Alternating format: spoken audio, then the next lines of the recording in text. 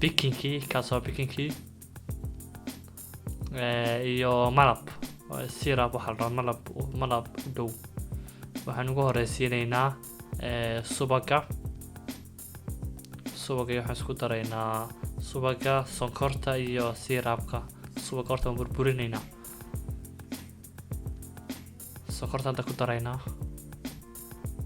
kabacdi si wacan baan burburinaynaa si ay isu dhex gasho markay is dhex gashana waxaan ku daraynaa waxaas malabka u eego syrup la dhaho hadda sonkortii iyo wixii oo dhan markaan iyo isku burburinay iyo subagii hadda baking-kii waan ku fulaynaa iyo vanilla ayaynu ku shubaynaa deetana is dhex gelinaynaa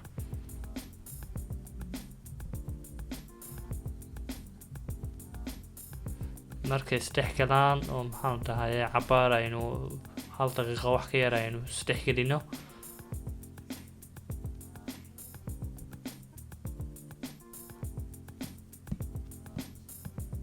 kabacdi daqiiqdii waan ku shubaynaa daqiiqdii alla imika wixii oo dhan kusoo shubnay waxaan kusoo shubnay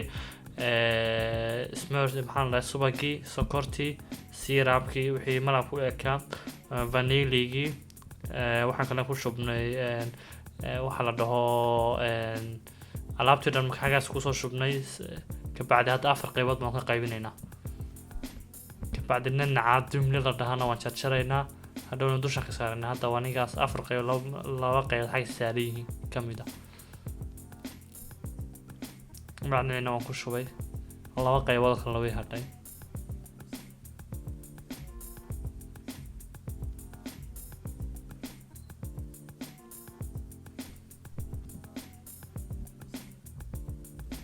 hadda marka waxaan aadi doonaa foornada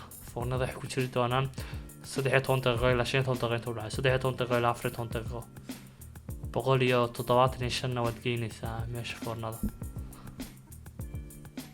kan hadda foornada aynu ku gelinaynaa